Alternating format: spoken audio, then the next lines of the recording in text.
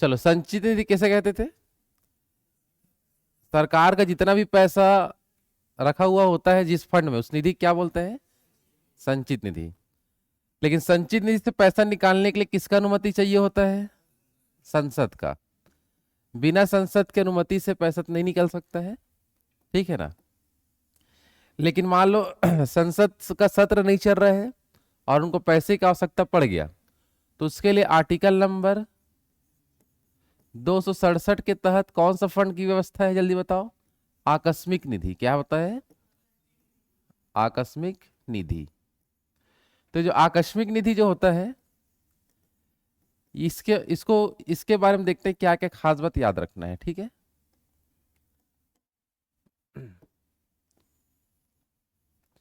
चलो, आकस्मिक निधि के बारे में पहले याद रखते हैं कि आकस्मिक निधि जो होता है वो किसके नियंत्रण में होता है और किसके पास में होता है, ठीक है ना। तो आकस्मिक निधि जो होता है यह किसके नियंत्रण में होता है बोलेंगे तो क्या बताओगे? राष्ट्रपति के नियंत्रण में होता है। किसके नियंत्रण में होता है? राष्ट्रपति। कभी कभी राष्ट्रपति, या हम बोल सकते हैं देश की जो कार्यपालिका है, देश की क्या बता दोगे?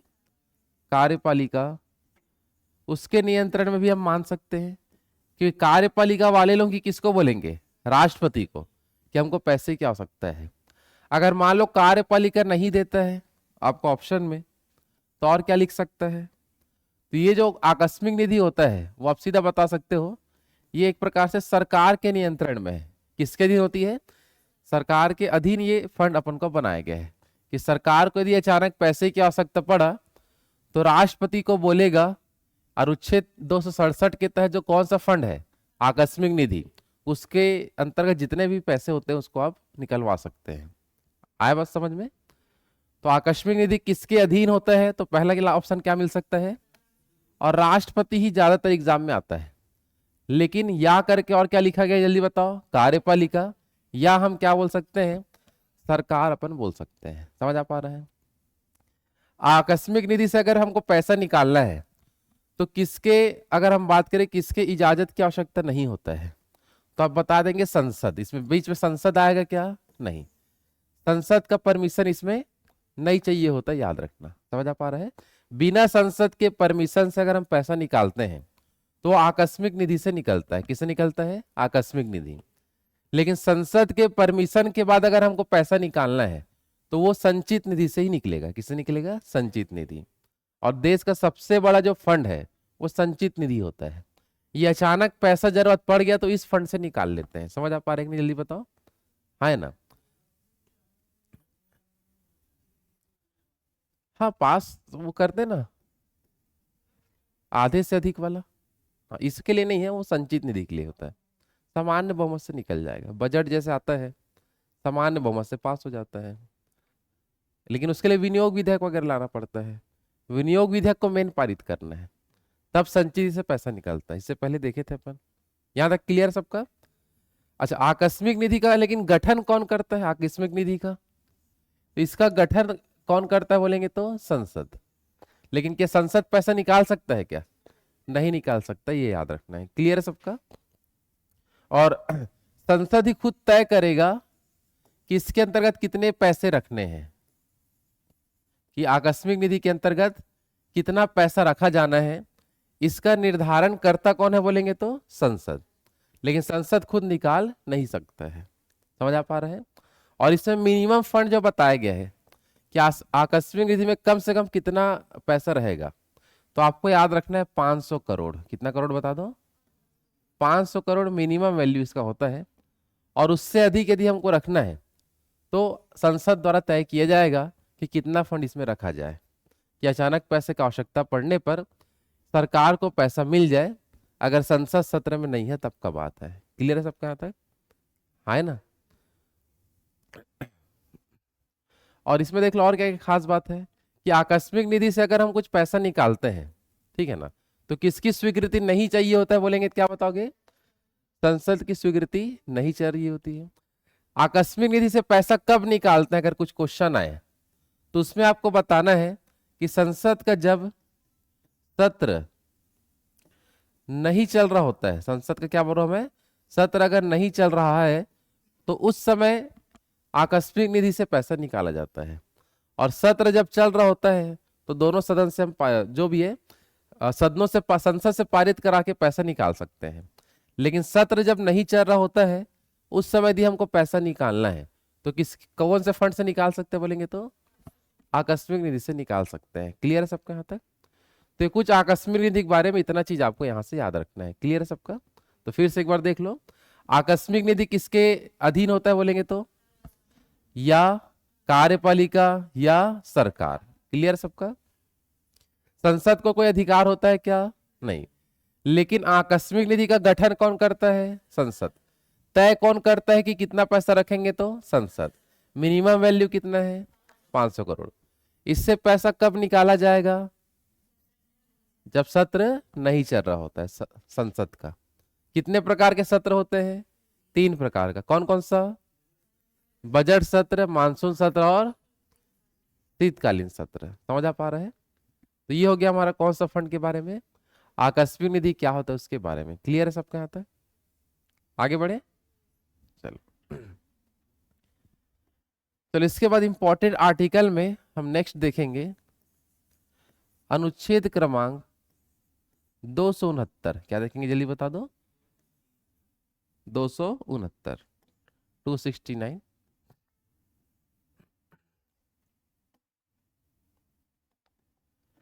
चलो आर्टिकल नंबर जो 269 है इसमें देख लो हम क्या क्या याद रख सकते हैं।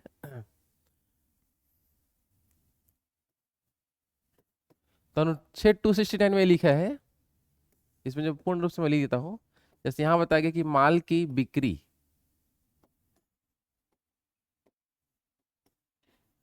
माल की क्या बता दो? बिक्री या क्या बता देंगे? खरीद या खरीदी पर, माल की बिक्री या खरीदी पर जो कर है, कर मतलब क्या होगा आपका? टैक्स। टैक्स भारत सरकार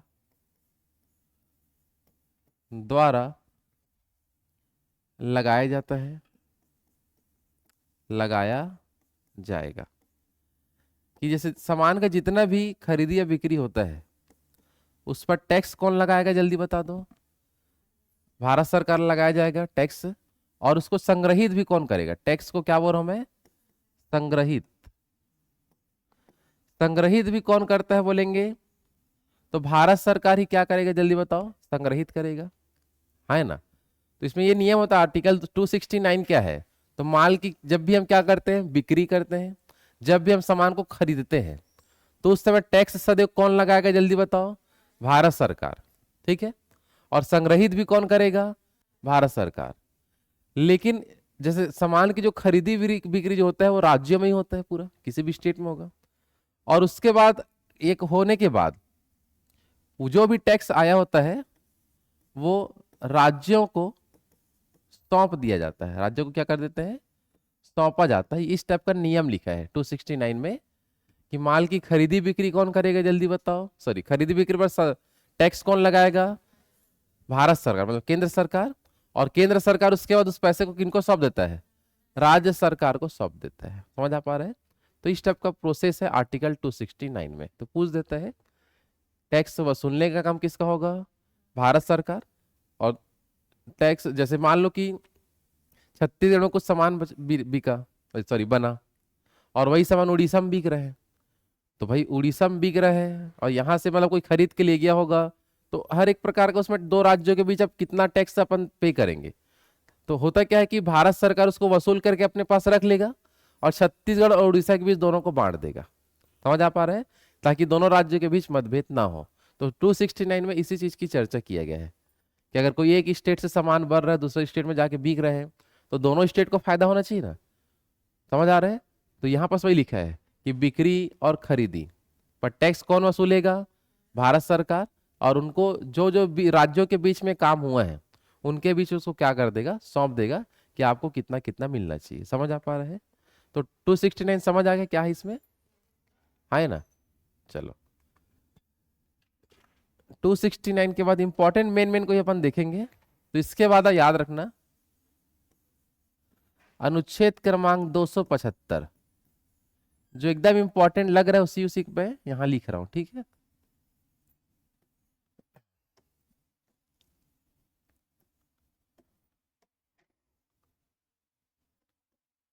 चलो आर्टिकल क्रमांक 275 जो है इसके अंतर्गत हम बात करें इसमें क्या लिखा गया, ध्यान देंगे। यहां जो लाइन ये लिखा है कि यदि कोई राज्य, क्या बोल रहा हूं मैं, यदि कोई राज्य आर्थिक दृष्टि से कमजोर है, आर्थिक दृष्टि से क्या है जल्दी बता दो, कमजोर है, तो उसे तो उसे तो उसे विशेष राज्य का दर्जा दिया जाएगा, तो उसे विशेष राज्य का क्या देंगे जल्दी बता दो, दर्जा देकर, दर्जा देकर केंद्र सरकार क्या करेगा, केंद्र सरकार की ओर से सहायता प्रदान किया जाएगा, केंद्र सरकार की ओर से सहायता प्रदान किया जाता है। ये लाइन आपको याद रखना है, समझ आ पा रहा है। यदि कोई राज्य आर्थिक दृष्टि से क्या है जल्दी बता दो, कमजोर, तो उनको कौन से राज्य का दर्जा देंगे जल्दी बताओ, विशेष राज्य का दर्जा देके उनको सहायता प्रदान सदैव किनके द्वारा किया जाता है जल्दी बता दो, केंद्र सरकार की तरफ से क्या दिया जाता है, सहायता प्रदान। किस आर्टिकल में इस बात की चर्चा है बोलेंगे तो 275 आर्टिकल में यही बताया गया है। क्लियर सबका यहाँ तक है ना। और साथ ही साथ ये भी याद रखना कि मान लो अगर विशेष राज्य का दर्जा दे देते हैं तो यहाँ जितने भी प्रकार की जो योजनाएं आती हैं तो केंद्र का योगदान कितना होगा और उस विशेष राज्य जो है उनका योगदान कितना होता है। तो आप यहाँ बताओगे अगर केंद्र सरकार का योगदान होगा 90 के रेशियो में, है ना। अगर परसेंट में देखेंगे तो 90% पैसा कौन देगा, केंद्र सरकार, और 10% पैसा कौन देगा, राज्य सरकार। तो इस रेशियो में कुछ भी चीज को हम लाते हैं तो उस हिसाब से अगर देखेंगे तो केंद्र सरकार का बहुत ही ज्यादा क्या होता है, इसमें हिस्सेदारी होता है। अगर किसी राज्य को हम क्या देते हैं जल्दी बताओ, विशेष राज्य का दर्जा दे देते हैं तो उनको हर एक प्रकार की क्या दी जाएगी, सहायता प्रदान किया जाएगा, किसके द्वारा बता दो, केंद्र सरकार के द्वारा। क्लियर सबका यहाँ तक है ना। तो आर्टिकल 275 क्लियर, सबको समझ में आ रहा है क्या ये, है ना। तो 275 में क्या लिखा है एक बार जल्दी बताओ, कोई राज्य आर्थिक दृष्टि से क्या है, कमजोर है, तो उनको विशेष राज्य का दर्जा दिया जाएगा और केंद्र सरकार के द्वारा सहायता प्रदान। कितने कितने परसेंट में सहायता प्रदान होंगे, 90% और 10, 90% किनका और 10% राज्य सरकार। क्लियर सबका यहां तक। चलो इसके बाद महत्वपूर्ण आर्टिकल में देखेंगे हम अनुच्छेद क्रमांक 280। क्या देखेंगे, अनुच्छेद 280 एकदम जो खास है उसी उसी को पढ़ना है और वहीं से ही क्वेश्चन रिपीट होता है पूरा। चलो आर्टिकल 280 है, इसके तहत भारत में कौन से आयोग का गठन करते हैं, अगर क्वेश्चन आए तो आपको बताना है वित्त आयोग। क्या बताओगे जल्दी बताओ, वित्त आयोग का गठन किया जाता है। क्लियर सबका। तो आर्टिकल नंबर 280 के तहत किसका गठन करते हैं जल्दी बता दो, वित्त आयोग का गठन करते हैं। ठीक है, चलो अब इस वित्त आयोग के बारे में देखते हैं क्या क्या खास बातें आपको पता होना चाहिए वित्त आयोग के बारे में। ठीक है,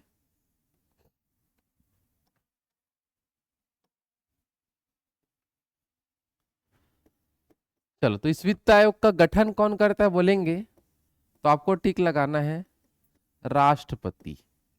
वित्त आयोग का गठन अनुच्छेद 280 के तहत कौन करता है, राष्ट्रपति। वित्त आयोग का गठन कितने समय के लिए होता है, कितने सालों के लिए, तो 5 वर्षों के लिए। कितने वर्षों के लिए जल्दी बताओ, 5 वर्षों के लिए इसका क्या करते हैं, गठन। समझ आ पा रहा है। और इसमें अगर हम बात करेंगे सदस्यों को लेके तो एक इसमें जो मुख्य हम देखेंगे, वित्त आयोग का एक अध्यक्ष होता है, एक क्या होगा जल्दी बता दो, अध्यक्ष प्लस कुछ अन्य सदस्य होंगे। अन्य सदस्य की चर्चा इसमें नहीं है। बस आपको याद करेंगे, एक अध्यक्ष होगा और कुछ अन्य सदस्य होंगे इसमें। और इन सब की नियुक्ति कौन करेगा? तो इन सब की नियुक्ति कौन करेगा बोलेंगे, क्या बताओगे? राष्ट्रपति ही करेगा। कौन करेगा? राष्ट्रपति। यहां तक क्लियर सबका? देख लो, है ना? तो एकदम कॉमन चीज याद रखना जो क्वेश्चन हमारे एग्जाम में आए। ठीक है। तो वित्त आयोग का गठन कौन सा अनुच्छेद के तहत होता है? 280 के तहत। कौन करता है बता दो? राष्ट्रपति। कितने सालों के लिए? 5 वर्षों के लिए। वित्त आयोग में क्या होंगे? एक अध्यक्ष होगा और अन्य सदस्य होंगे। इन सभी की नियुक्ति कौन करता है, जल्दी बताओ? राष्ट्रपति। अब देखेंगे ध्यान से, वित्त आयोग का गठन पहली बार कब हुआ था? तो वित्त आयोग का गठन पहली बार हुआ था 1951 में। कब हुआ था, जल्दी बता दो? 1951। ठीक है। और वित्त आयोग का जो प्रथम अध्यक्ष कौन था? मेन अध्यक्ष की हम बातचीत कर रहे हैं। तो वित्त आयोग का प्रथम अध्यक्ष कौन था बोलेंगे, तो उसमें आपको टिक लगाना है, के.सी. नियोगी।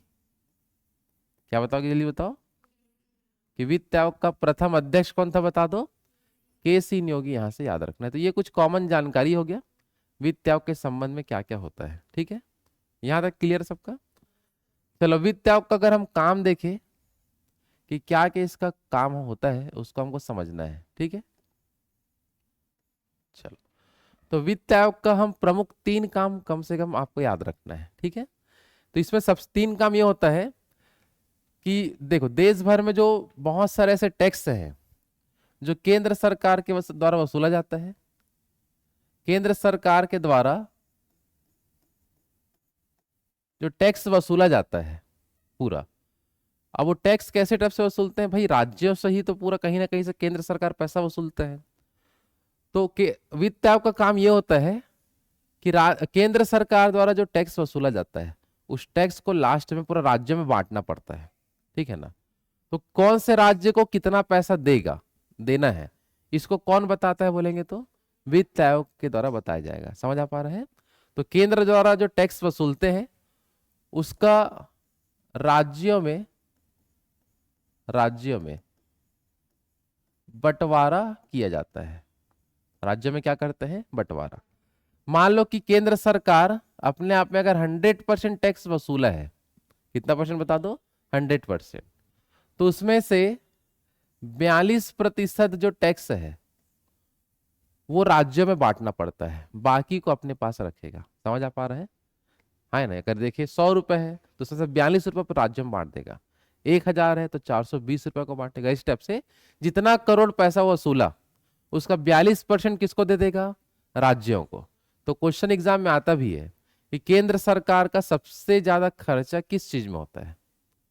तो सबसे ज्यादा खर्चा होता है राज्य सरकार को पैसा बांटने में। और जिस राज्य के पास जनसंख्या ज्यादा है उनको उतना ही ज्यादा पैसा मिलता है। समझ आ पा रहे हैं? तो जितना बड़ा राज्य है उतना ज्यादा फंड उसके पास जाएगा। समझ आ पा रहे हैं? है ना? तो वित्त आयोग का पहला काम सबको क्लियर है। केंद्र सरकार द्वारा टैक्स जो वसूला जाता है उन टैक्स को किससे पूरा बांटेगा? राज्यों में। अगर 100% टैक्स वसूले हैं तो उसमें से कितना परसेंट राज्यों में पूरा बढ़ जाएगा? तो देश के जो देश में जो 28 राज्य हैं उस पूरे 28 राज्य में 42% धन को पूरा वितरण किया जाएगा। समझ आ पा रहे हैं? है ना?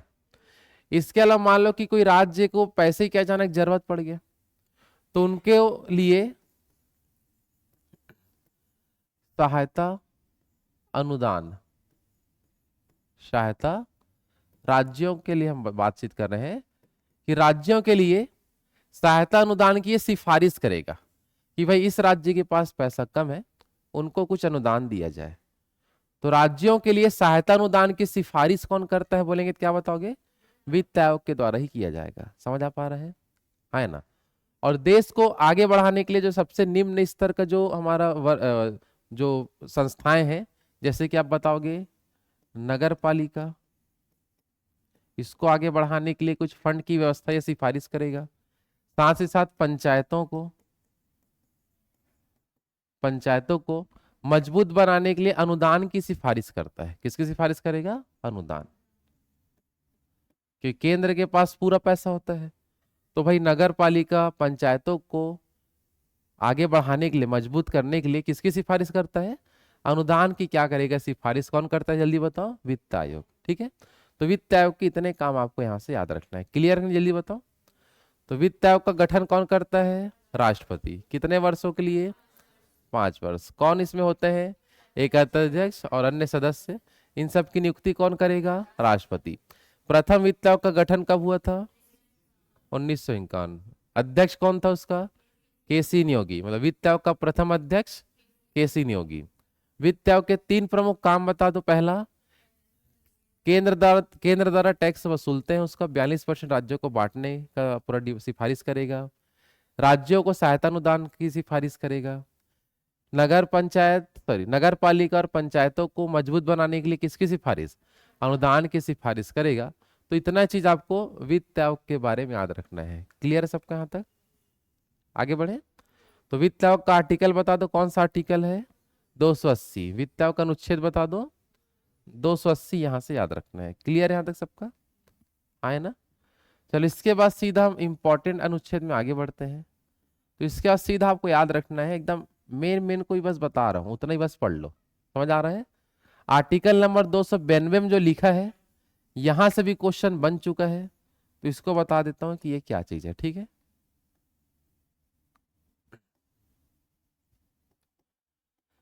चलो आर्टिकल नंबर 292 जो है, 232 बोल दिए थे क्या?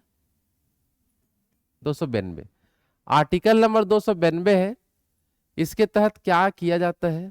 तो इसमें नियम ये लिखा है, इसमें नियम लिखा है कि केंद्र सरकार द्वारा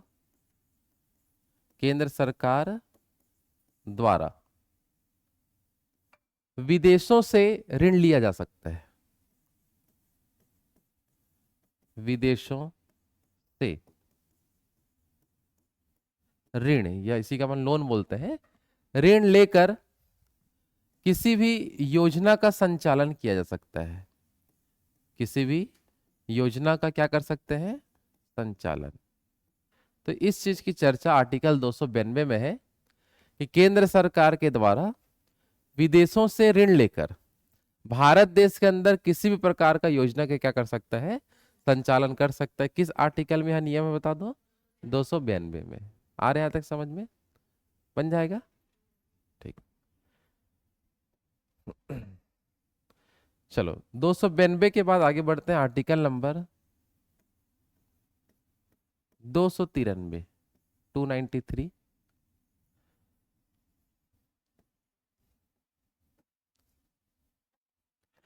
चलो आर्टिकल नंबर जो 293 है, इसमें देखते हैं क्या खास बात कहा गया है। जैसे अभी हम देखें, विदेशों से ऋण कौन ले सकता है जल्दी बताओ? केंद्र सरकार। किस आर्टिकल के तहत? 292 के तहत। और क्यों लेता है? तो देश में कई प्रकार की योजनाएं चलती रहती है, अगर उसके लिए पैसे की आवश्यकता बहुत ज्यादा पड़ता है तो विदेशों से लोन लेना पड़ता है, ऋण लेना पड़ता है। और इस योजना का पूरा क्या करते हैं? संचालन। जैसे कि विश्व बैंक से हमेशा लोन वगैरह लेते रहते हैं, समझ आ पा रहा ना? जैसे कुछ कुछ डैम बनाना है, बड़े बड़े प्रोजेक्ट होते हैं, तो उस सब के लिए लोन लिया जाता है। किस आर्टिकल के तहत? 292। अब आते हैं 293 के तहत। 293 के तहत हो सकता है कि जो राज्य सरकार जो होता है, राज्य सरकार, तो राज्य सरकार भी विदेशों से ऋण ले सकता है। विदेशों से क्या ले सकता है बता दो? ऋण ले सकता है, लेकिन उसके लिए एक नियम होता है, उसको केंद्र सरकार की अनुमति लेना होता है। केंद्र सरकार की अनुमति। केंद्र सरकार की क्या बता दो? अनुमति जब मिलता है तब राज्य सरकार भी क्या ले सकता है? विदेशों से ऋण ले सकता है, लेकिन उसके लिए केंद्र सरकार की क्या चाहिए होता है? अनुमति। मतलब सीधा सीधा राज्य विदेशों से ऋण ले सकता है तो नहीं, लेकिन विदेशों से ऋण ले सकता है, ये सही है। 293 में लिखा है कि राज्य सरकार विदेशों से ऋण ला सकता है, लेकिन किससे परमिशन लेगा? पहले केंद्र सरकार का अनुमति मिलेगा, तब राज्य सरकार को विदेशों से पैसा मिल सकता है। समझ आ रहा है? ऐसा नियम इसलिए है क्योंकि नियम आर्टिकल 293 के अंतर्गत ये भी आपको जानने ये मिलेगा कि अगर विदेशों से ऋण लिया गया है और राज्य सरकार मान लो उसको नहीं चुका पाता है, तो वो कहाँ से जाएगा पैसा? तो ऐसा पैसा जाता है संचित निधि से। कहाँ जाता है? संचित निधि। वो भी संचित निधि राज्य का नहीं, केंद्र का। तो केंद्र सरकार का जो संचित निधि है, वहीं से ही हमेशा विदेशों का ऋण ऋण चुकाया जाता है। विदेशों से जो हम ऋण लाते हैं, उसको किस फंड से सदैव चुकाया जाता है बोलेंगे तो संचित निधि से ही चुकाएंगे। इसीलिए राज्य सरकार को किसका परमिशन चाहिए? केंद्र सरकार का। अगर ऐसा नियम नहीं होता कि भाई संचित निधि से पैसा हम नहीं पटाएंगे, तो भी राज्य सीधा भी ला सकता था। लेकिन नियम यह कहता है कि राज्य सरकार पैसा ले लिया और पैसा नहीं चुका पाता है, तो उसमें गारंटर के रूप में क्या होता है? संचित निधि से पैसा जाएगा, सब का नियम बना दिए हैं। इसलिए केंद्र सरकार का क्या होता है? अनुमति चाहिए होता है। तो ये भी नियम ध्यान रखना। समझ आ पा रहे हैं? और संचित निधि किसके नियंत्रण में पूरा होता है? केंद्र सरकार का। ही हम सीधा संसद बोल सकते हैं। क्या बोल सकते हैं? कि संसद के बिना परमिशन से, बिना अनुमति से संचित निधि से पैसा निकाल ही नहीं सकते। तो ये सब प्रोसेस आर्टिकल 293 का है। समझ आ पा रहे हैं? 292 क्या था, एक बार जल्दी बताओ। 292 292 था, केंद्र सरकार विदेशों से ऋण ले सकता है और योजना का क्या कर सकता है? संचालन। 293 में क्या है, जल्दी बताओ। राज्य सरकार विदेशों से ऋण ले सकता है, किसके अनुमति के पश्चात? केंद्र सरकार। और अगर मान लो पैसा नहीं चुका पाता है, तो ये पैसा कहां से जाता है? संचित निधि। और संचित निधि किसके नियंत्रण में है? संसद। इसलिए अनुमति चाहिए। समझ आ पा रहे हैं? आगे बढ़े, चलो। आर्टिकल नंबर 293 के बाद सीधा आपको याद रखना है इंपॉर्टेंट में, अनुच्छेद क्रमांक 297, 297। आर्टिकल नंबर क्या बता दो जल्दी से? 297 आपको यहां से याद रखना है। 297। चलो चलो, आर्टिकल नंबर 297 जो है, इसमें सिंपल ये लिखा है कि अगर हम देखें ध्यान से, अगर कोई क्षेत्र से, देश के अंतर्गत कोई ऐसा क्षेत्र है जहां से हमको कोई बहुमूल्य चीज मिलते हैं, बहुमूल्य, कोई बहुमूल्य क्या मिलते हैं? चीजें अगर प्राप्त होता है, तो वह सदैव किसके, जैसे मान लो कि छत्तीसगढ़ में कोई ऐसा जगह का हम खोज किए जो, जहां से कोई बहुमूल्य चीजें प्राप्त होता है। जैसे कि बहुमूल्य में क्या क्या ले सकते हैं? जैसे सोना का खदान मिल गया कहीं पास, है ना, चांदी का मिल गया, आ रहा समझ में? मान लो एल्यूमिनियम की प्राप्ति हो रहा है कहीं से, एल्यूमिनियम। एल्यूमिनियम तो ऐसे बॉक्साइट से बनता है पूरा, ठीक है ना। एल्यूमिनियम हो गया, पेट्रोलियम हो गया, पेट्रोलियम, ऑयल का पूरा कुआं मिल गया, तेल कुआं, समझ आ रहा है ना। तो इस टाइप की चीजें जो बहुमूल्य चीजें हैं, अगर इसका कहीं से क्या होता है जल्दी बता दो, चीज की पता चलता है, तो यह चीजें पूरे किसके नियंत्रण में होगा? तो ऐसे सब चीजें हमेशा याद रखेंगे, केंद्र सरकार के नियंत्रण में आता है। केंद्र सरकार, राज्य सरकार का इसमें कोई भागीदारी नहीं होगा। समझ आ पा रहा है ना। तो आर्टिकल 297 क्या है, सबको क्लियर समझ में आ पा रहे हैं? तो आर्टिकल 297 में साफ साफ क्या लिखा है? अगर किसी क्षेत्र से बहुमूल्य चीजें मिलती है, जैसे कि क्या क्या बताया मैं, सोना, चांदी, एल्यूमिनियम, पेट्रोलियम, तो यह सब किसका होगा? केंद्र सरकार का ही होगा। ऐसा किस आर्टिकल में लिखा है? 297, 97 में लिखा है। 297 आ रहा बात समझ में? है ना। लेकिन मान लो जितना भी खतरनाक चीज मिल गया वो सब आपका होगा, ठीक है भाई। इसमें सिर्फ क्या लिख दिया है? बहुमूल्य चीज किसका होगा? केंद्र सरकार। और खतरनाक चीज मिल गया तो राज्य का नहीं, आपका, ठीक है। राज्य क्यों होगा वो? जैसे कि कहीं से मान लो गांजा मिल गया, ठीक है नहीं, समझ, नशा वाला कुछ पाउडर मिल गया, समझ पा रहे हो? तो जितने सब खतरनाक चीज आपका है। और मान लो आपके घर से पेट्रोलियम का खदान मिल गया, या जो भी है, तो सब किसका होगा? सरकार। तो ऐसा ऐसा नियम है। आ रहा समझ में? चलो आगे बढ़े। चलो 297 के बाद आगे बढ़ते हैं। अनुच्छेद क्रमांक 300 का अनुच्छेद क्या, जल्दी बता दो। ये भी इंपॉर्टेंट है, यहां से भी क्वेश्चन आता है।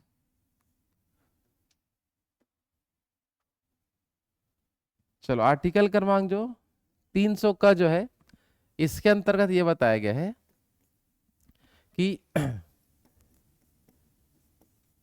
जो संपत्ति का जो अधिकार होता है, संपत्ति का अधिकार, उसको अनुच्छेद 300 का में लिखा गया है कि यह एक प्रकार का कानूनी अधिकार में शामिल होगा। कानूनी अधिकार में क्या होगा, जल्दी बता दो, शामिल। तो अनुच्छेद 300 का में क्या लिखा है, सबको क्लियर है कि संपत्ति का जो अधिकार है वह कौन सा अधिकार में शामिल होगा, कानूनी अधिकार में शामिल होगा। किस आर्टिकल के तहत, 300 का।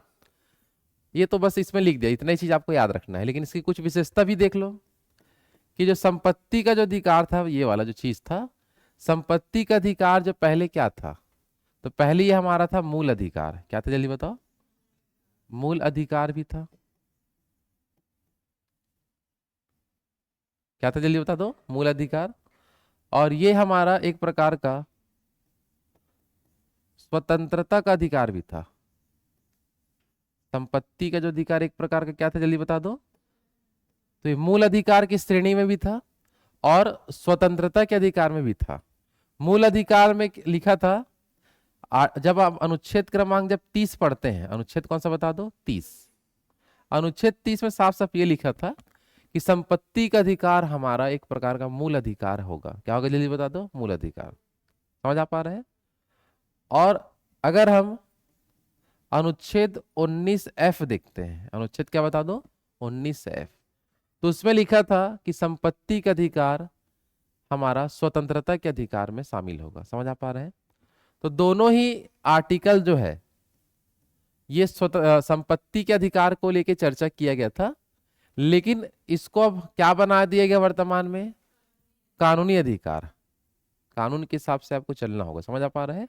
तो किस संशोधन के तहत इस लाइन को हटा के इसको इस लाइन में चेंज किए हैं, तो उसके लिए किया गया था यहां पर 44वां नंबर का संविधान संशोधन। कौन सा नंबर का, 44वां नंबर का अमेंडमेंट लाए थे, संशोधन लाए थे। ये आया था 1978 में। कब आया था, जल्दी बता दो, 1978 में। तो 44वां संविधान संशोधन 1978 में सीधा ये बोला गया है कि संपत्ति का अधिकार अब क्या होगा, जल्दी बता दो, कानूनी अधिकार में रखा जाएगा। और कौन सा नया अनुच्छेद ऐड किया गया, अनुच्छेद 300 का करके एक नया आर्टिकल जोड़े अपन इसमें। समझ आ पा रहा है कि नहीं। तो बस इतना याद रखना, आर्टिकल 300 का में। समझ आ पा रहा है। तो आर्टिकल 300 क्या है, जल्दी बता दो। संपत्ति का अधिकार एक क्या होगा, कानूनी अधिकार। संपत्ति का अधिकार को पहले कहां कहां लिखा गया था, अनुच्छेद 30 में क्या बोला गया था कि हमारा मूल अधिकार होगा। 19F में क्या लिखा था कि हमारा क्या होगा, स्वतंत्रता के अधिकार में भी शामिल होगा। फिर हम इसी चीज को देखें, आर्टिकल कौन सा संशोधन किए, जल्दी बता दो, 44वां संशोधन किए और उसके तहत इसको क्या बना दिए, कानूनी अधिकार। और कौन सा नया अनुच्छेद को जोड़ दिए, जल्दी बताओ, 300 का करके नया अनुच्छेद हम जोड़ दिए। समझ आ पा रहे हैं सबको, है ना। चलो, तो ये हो गया हमारा अनुच्छेद 300 का। और इसी के साथ साथ जो भाग हम 12 देख रहे थे वो भी खत्म। समझ आ पा रहे हैं, है ना।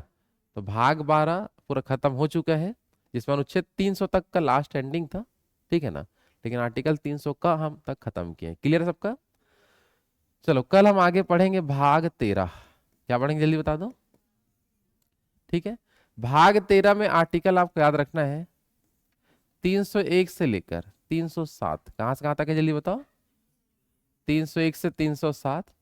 और यह किससे संबंधित है, तो हम बताएंगे भारत में व्यापार व वाणिज्य।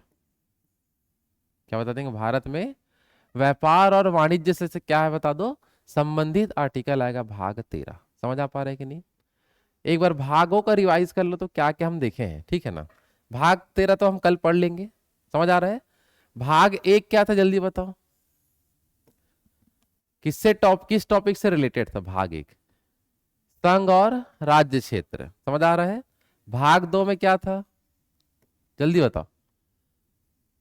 भाग दो कैसे भूल गए, ये तो पहले से याद रहना चाहिए। कौन से भाग, टाइटल बस पूछ रहा हूं मैं। जैसे भाग एक क्या था, संघ और राज्य क्षेत्र। भाग दो क्या था, नागरिकता। भाग दो क्या था, भाग तीन मौलिक अधिकार। भाग तीन क्या था, मौलिक अधिकार। भाग चार क्या था, भाग चार नीति निदेशक तत्व। फिर इसमें देखे थे भाग चार का पढ़े थे, भाग चार का जल्दी बताओ। हाँ, ये था मौलिक कर्तव्य। क्या था आपका, मौलिक कर्तव्य। फिर हम पढ़े भाग पांच, ये था संघीय कार्यपालिका। क्या था बता दो, संघीय कार्यपालिका। फिर अपन देखे क्या बता दो, भाग छह, ये था राज्य की कार्यपालिका, स्टेट वाला। भाग सात को नहीं पढ़ा गया। भाग आठ केंद्र शासित प्रदेश।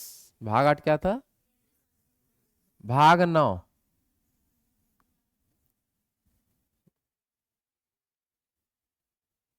जल्दी बताओ, कुछ याद नहीं रख ले। भाग नौ, अभी भाग बारह में है क्या। कल अच्छे से पूरा रिवाइज करके आना, तो क्या क्या लिखा तुम लोग पता ही नहीं है। हाँ तो पंच क्या है वो तो पता है ना, पंचायती राज है, लेकिन हमको इसको अलग से पढ़ना है, बताया हूं मैं। भाग नौ भी हम नहीं देखे हैं। भाग दस याद है, कुछ कुछ भाग हम छोड़े भी हैं, लेकिन भाग दस पढ़े हो, जल्दी बताओ। नहीं आ रहा याद भाग ग्यारह बता दो, भाग ग्यारह पढ़े हो। हाँ, पढ़े हो, पूछ रहा हूँ मैं, आप लोगों को याद है कि नहीं कल पूरा एक लिस्ट बना के आना, भाग बारह तक तो लोग पूरा क्या कर समझ नहीं आ रहा है। चलो ठीक है, यहाँ तक देख लो।